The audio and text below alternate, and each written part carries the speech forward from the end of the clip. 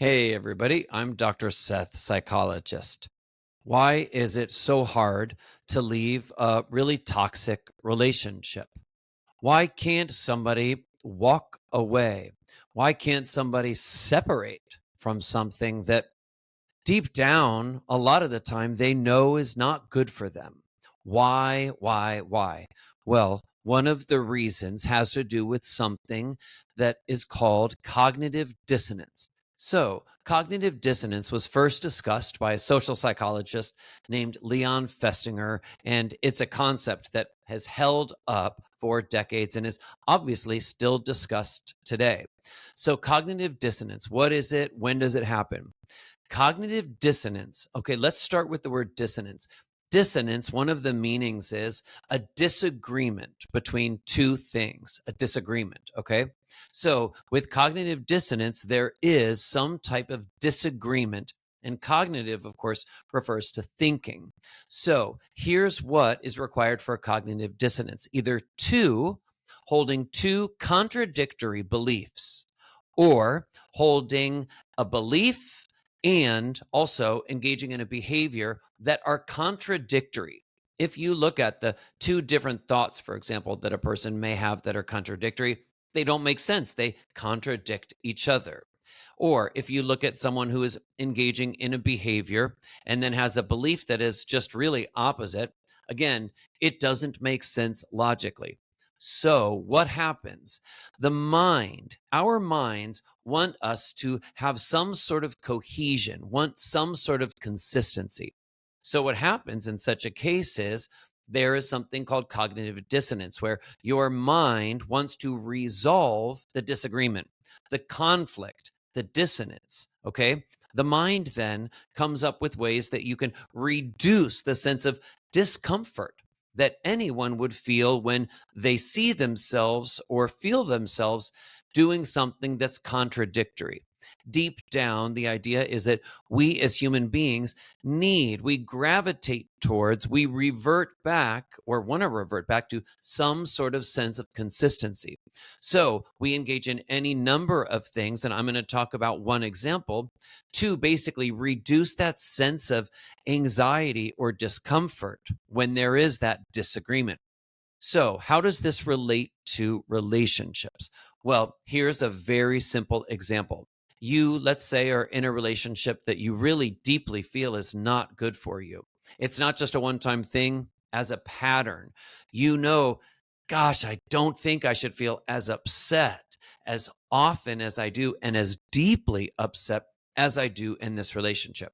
Okay, you know that is one belief. And yet, you look at your behavior.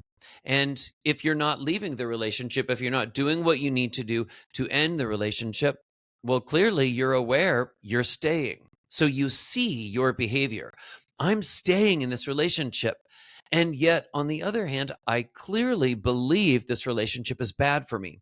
This makes a person feel anxious, feel distressed, feel uncomfortable. It doesn't make sense to them. Why am I staying when I believe it's unhappy for me? So, naturally, what the mind does, again, to reduce the sense of anxiety, distress, and discomfort, is it comes up with ways to make things more consistent. Here's one example. One example would be to change the beliefs that you have about that toxic relationship. And this is one of the reasons why it is so difficult for so many people in toxic relationships to walk away because of this very powerful cognitive force at work in their minds that makes them come up with new beliefs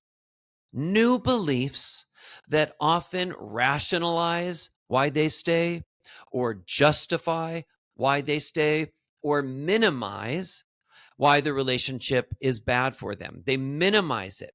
They try to tell themselves that the reality is not the reality that they're really feeling. In fact, these are defense mechanisms. So you can see yourself on the one hand staying, engaging in behavior that doesn't match up with your belief. Then the cognitive dissonance makes you, for example, engage in one or more defense mechanisms like rationalization or minimization to try to tell yourself there is actually a reason to stay.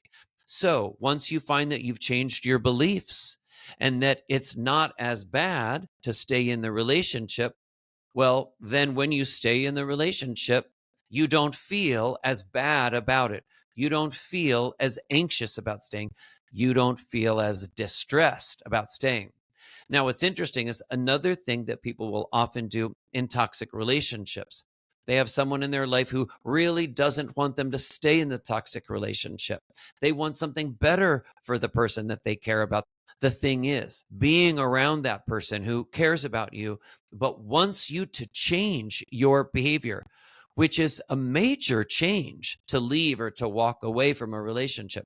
So, you know what?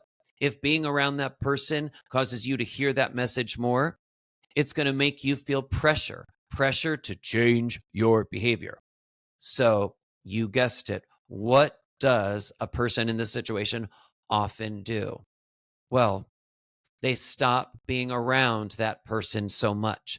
Maybe they don't see them as much. Maybe they don't have conversations with them as much where they can hear this information and this feedback. Why? Not because they want to avoid that person because of who they are or they don't care about that person, because of cognitive dissonance. Because hearing that message, hearing those voices, hearing people say that message, well, you need to leave this relationship. It's not good for you. It just increases that anxiety. So, if this is you, be very aware.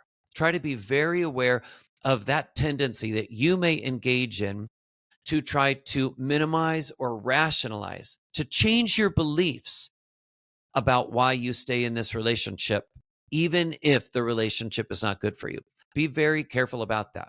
If this is someone who you love and you watch them in a relationship that's not good for them, rather than judge them or just simply expect them, hope that they will just engage in this major significant change.